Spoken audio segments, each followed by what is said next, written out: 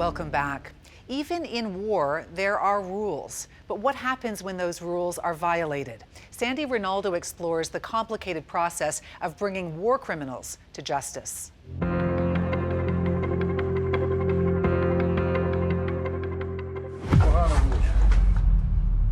This was supposed to be a refugee escape route.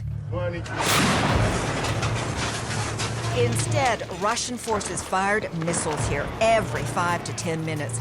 Now, horrific attacks like this are being investigated for another far more serious label, that of war crimes. I'm actually quite horrified by what I'm seeing.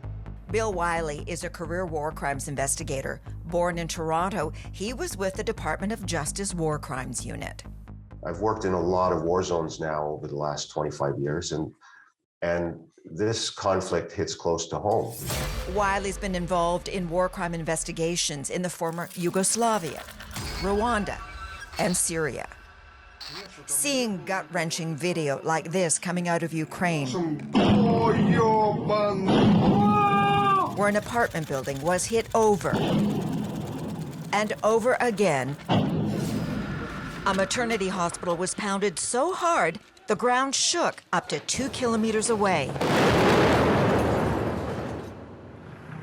And Vladimir Putin's troops targeted the largest nuclear plant in Europe. It all seems to make the case for Russian war crimes quite clear.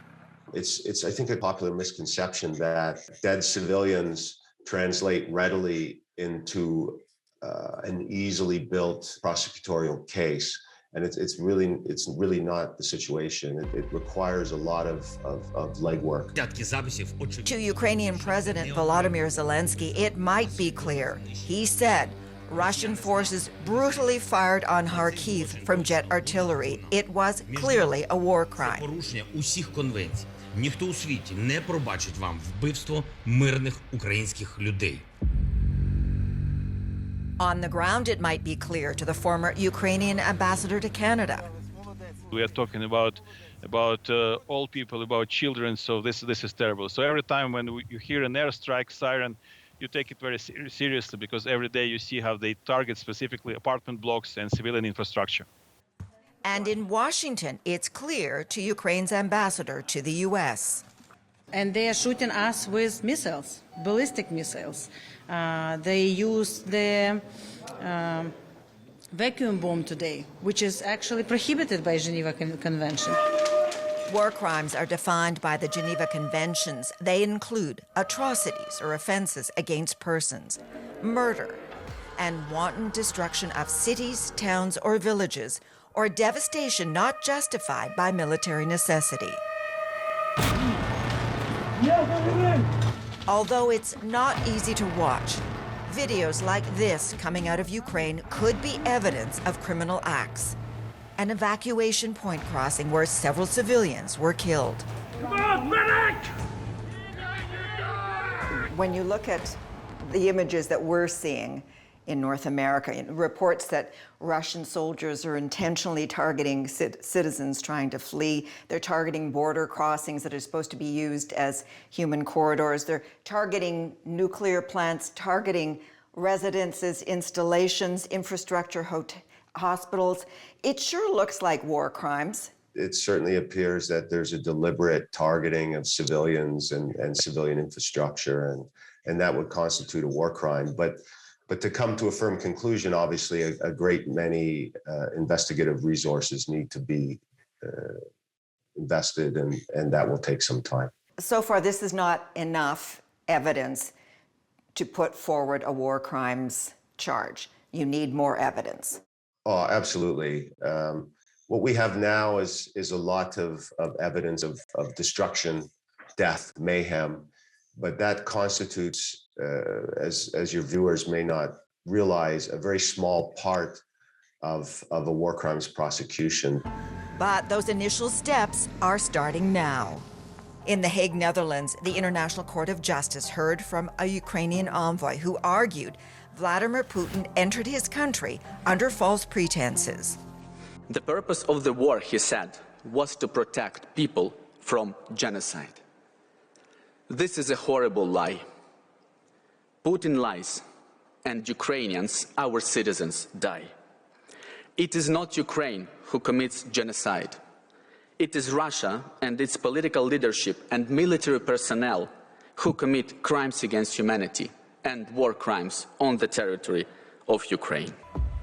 Seats reserved for the Russian Federation remained empty. U.S. Secretary of State Anthony Blinken says his country is documenting what's been seen and heard. We've seen very credible reports of deliberate attacks on civilians, which would constitute a war crime. We've seen very credible reports about the use of certain weapons. And what we're doing right now is documenting all of this, putting it all together, looking at it, and making sure that as people and the appropriate organizations and institutions investigate whether war crimes have been or are being committed, that we can support whatever they're doing. So right now, we're looking at these reports. They're very credible, and we're documenting everything. Lawyer and former federal justice minister Erwin Kotler started the first prosecution of the genocide in Rwanda.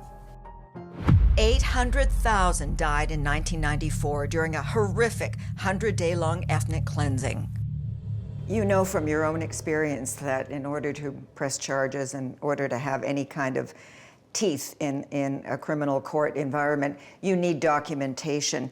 So what evidence would be needed to prosecute Vladimir Putin? And does the evidence exist in documented form? When you have orphanages, schools, hospitals, and the like that are being subjected to ongoing bombing, then you've got, clear-cut documentary evidence. You have the witness testimony of those who've been fleeing the conflict.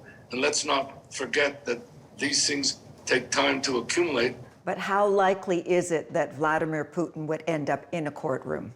If one looks at the International Criminal Court, then there have been few convictions. What we will find, of course, is the accumulation of these legal proceedings will make Putin into a wanted criminal. There'll be very few places for him to hide other than remaining in the Kremlin.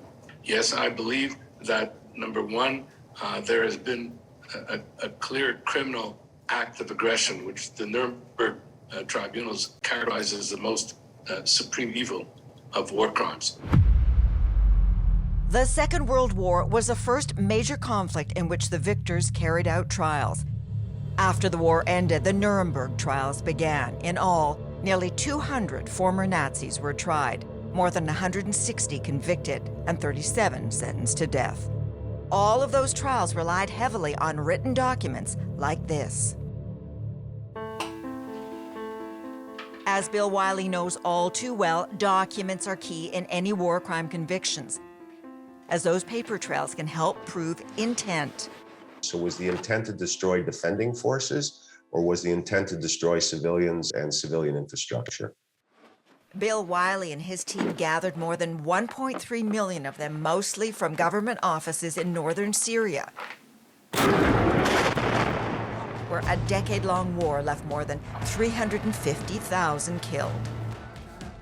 That painstaking and dangerous work helped get a very rare conviction.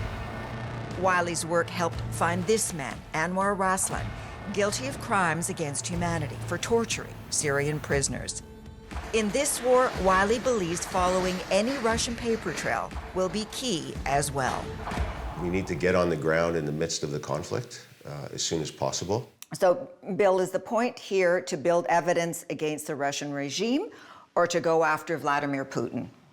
The point is to establish the individual criminal responsibility of military, political, and security intelligence leaders, but you have to start with an examination of the perpetrating structures. It's only relatively late in the investigative process that you identify suspects such as Putin or the chief of the army staff or corps commanders, army commanders. The investigative process is expected to be long and tedious, something that could take years, possibly even decades.